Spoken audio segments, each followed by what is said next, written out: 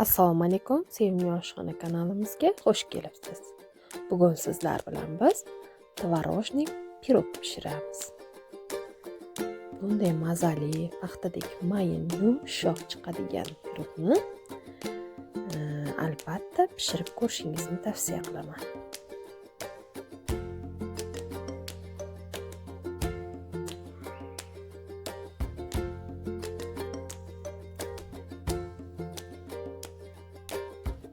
Birinchi bo'lib ishni idishga 4 ta tuxumni chaqib olishdan boshlaymiz. 2 ta tuxumni botilnikicha chaqib olamiz. 2 ta tuxumni oqini ajratib, sarig'ini idishga qo'shamiz. Men bitta tuxumni sarig'ini ustiga surish uchun alohida olib qo'ydim.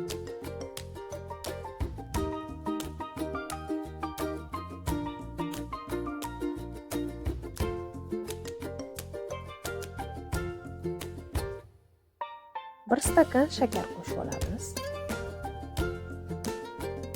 Yaxshilab birinchi yordamda aralashtiramiz.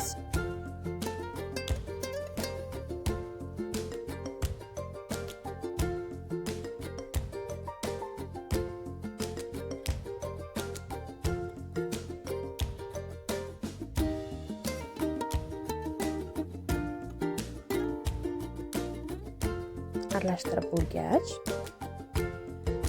700 gram unga 300 gram sariyog'ni maydalab, xona haroratida eritilgan sariyog'ni yaxshilab ezib, kroshka holiga keltirib olamiz.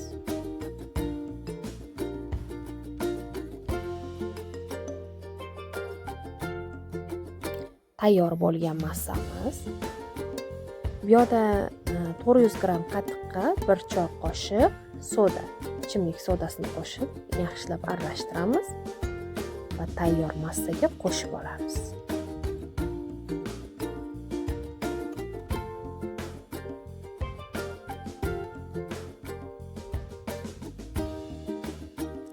Shakar va tuxum aralashgan massamizni ham qo'shib olamiz. Hammasini aralashtirib,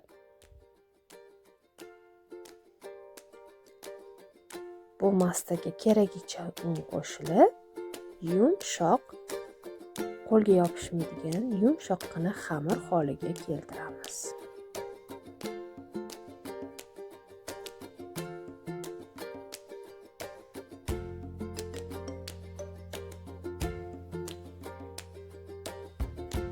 Unni qo'shib oldim.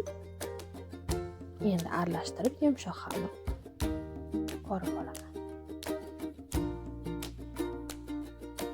Xamirni ko'p mushlash shart emas, tez tayyor bo'ladi.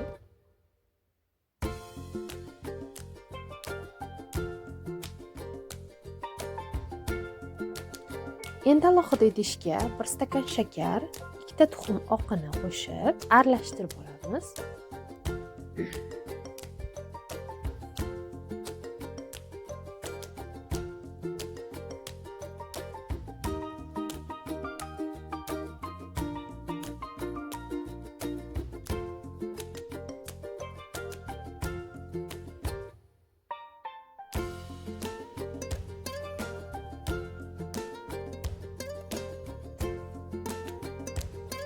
Bir kilogram tvorogni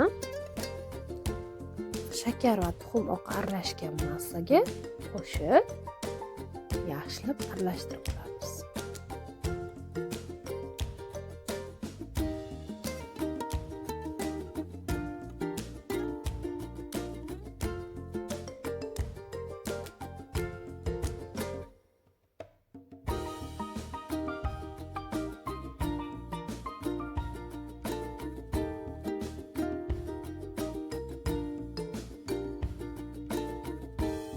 Endi xamirimizni olib, 2 bo'lakka bo'lib olamiz.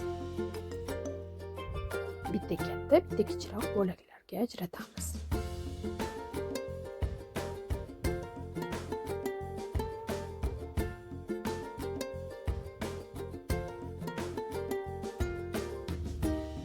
katta bo'lakni tagiga ozgina un sepib, distimizga moslab to'rtburchak qilib yoyib olyapman.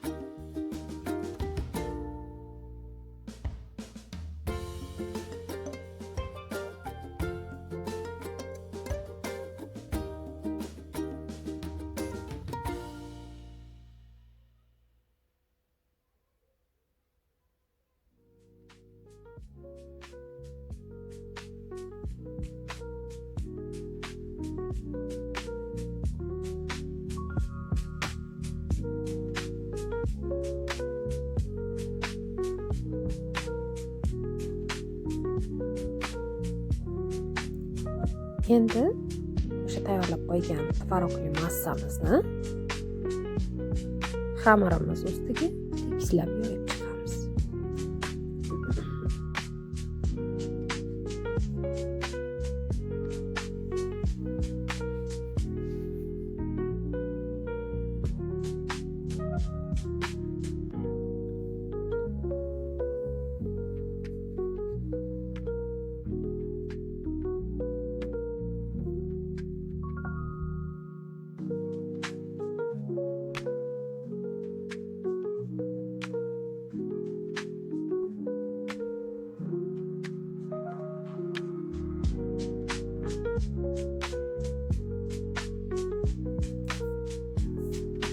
Tekislab yoyib chiqamiz, mana chiroyli qilib.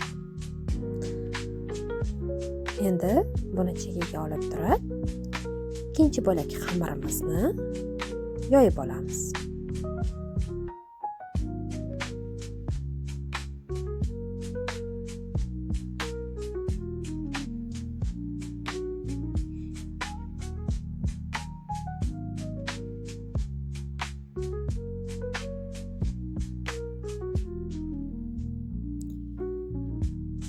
Istalgan, ya'ni xohlasangiz arra pichoqda, xohlasangiz tekis pichoqda lenta shaklida kesib chiqamiz. Men bir tekisda kesa olmadim, shoshib turganim uchun.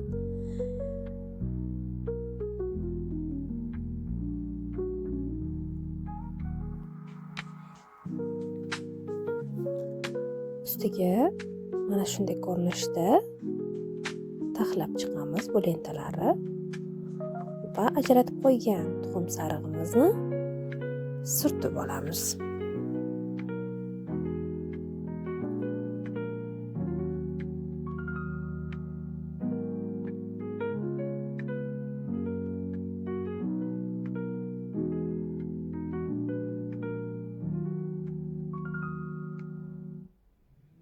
Mana endi 160 gradusdagi gaz pechiga pishirish uchun jo'natamiz.